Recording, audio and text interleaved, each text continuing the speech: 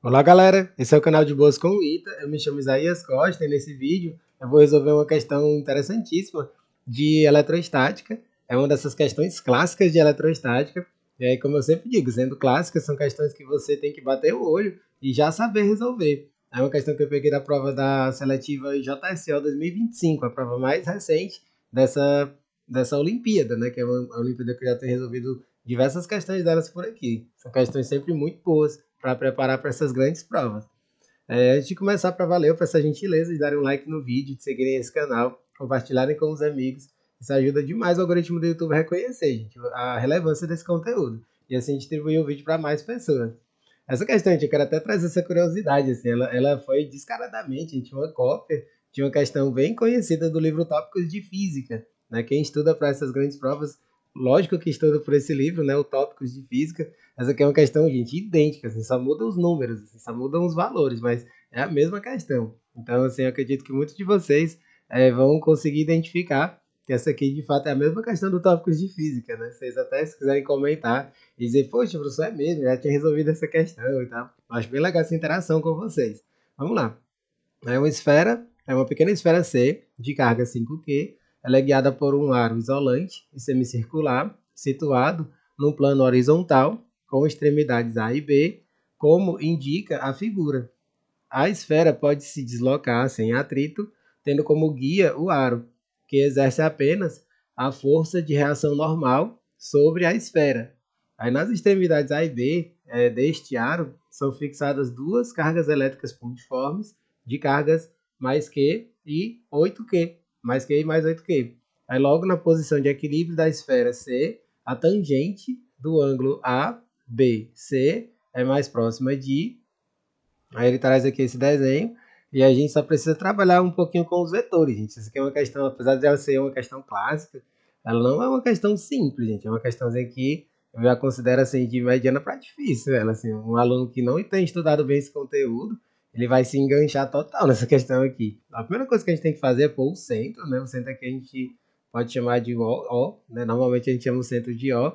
E é preciso colocar os vetores que representam aqui essas distâncias onde vai ser a força de cada uma dessas interações aqui, dessas cargas A com C e B com C. É isso que eu vou fazer aqui, gente. Eu vou até usar aqui as formas do Word para ficar mais bonitinho, tá? Vamos lá. A gente vai fazer aqui do A pro C.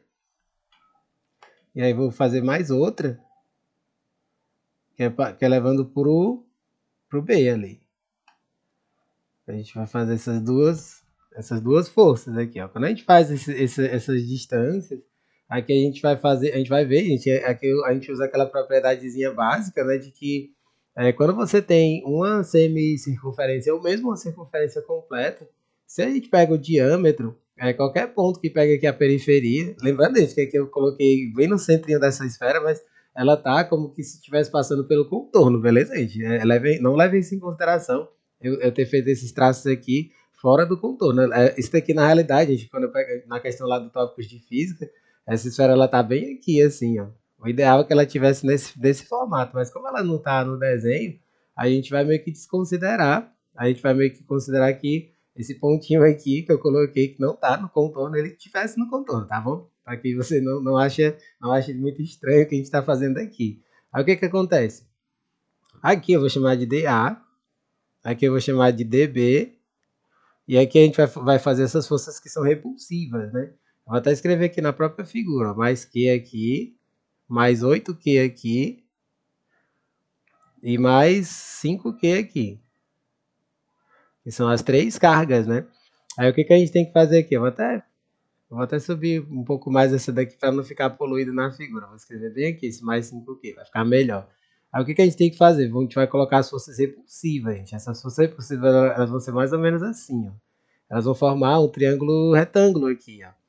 E aí ela vai ficar mais ou menos com essa carinha aqui, ó. A gente estica aqui esses vetores e aí ele vai formar tipo um horizontal, gente. É muito interessante isso aqui, eu acho incrível. Ele vai formar um triângulozinho retângulo que o cateto, quer dizer, a hipotenusa ela vai ser horizontal aqui. E aí a gente vai pôr essas forças, ó. Aqui a gente vai ter FB, bem aqui a gente vai ter essa força repulsiva FA, e aí o que que acontece? Esse ângulozinho θ, né? que acontece bem aqui no A, B e C, que é o ângulo que ele quer, ele vai se replicar lá embaixo. Ele vai se replicar aqui embaixo com esse θ. E aí a gente vai fazer o tangente, vai ser FA sobre FB.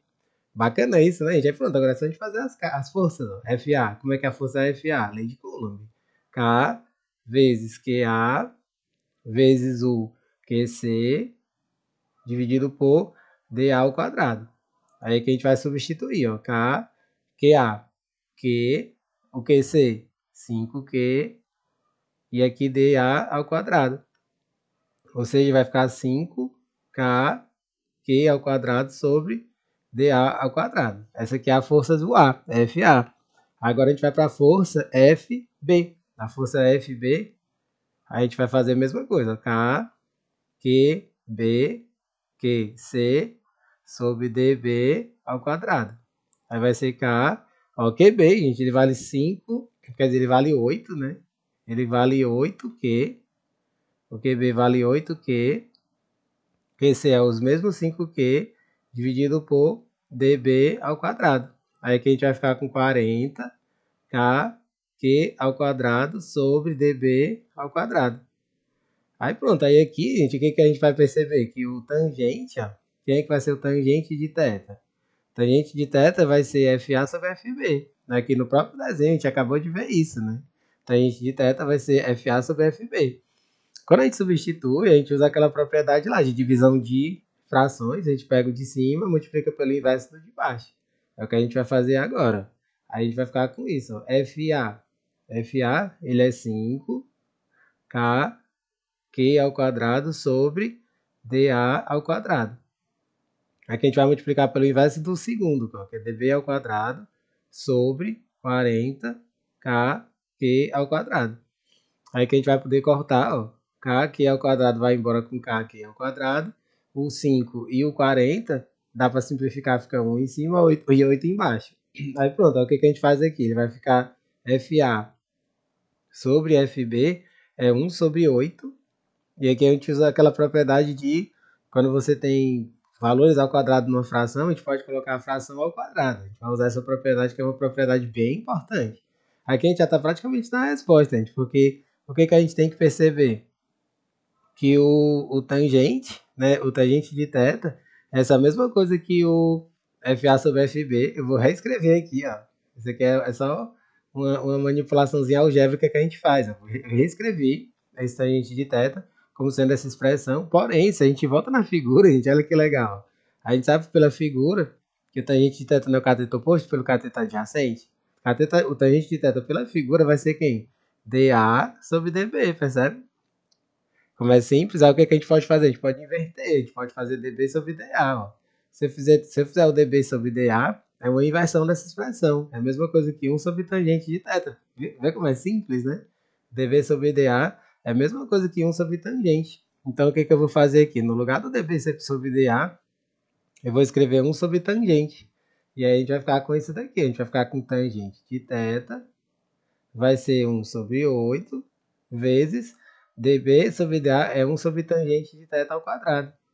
Aí aqui vai ficar essa expressão. Vai ficar tangente de θ é 1 sobre 8 vezes 1 sobre tangente ao quadrado de θ.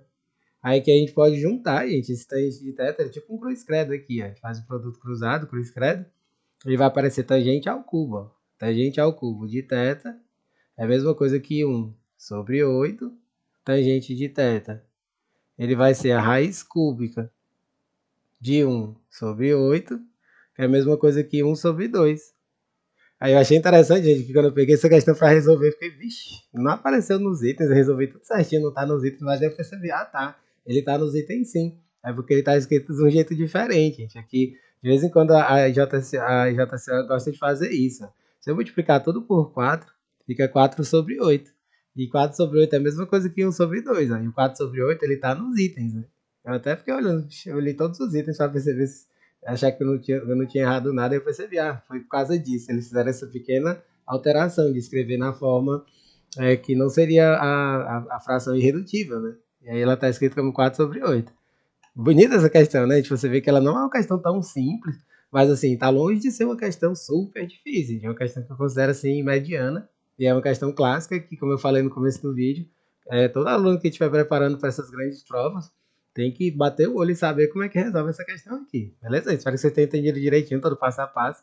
Não deixe de dar um joinha no vídeo e acompanhar nos próximos vídeos que forem chegando. Valeu, galera!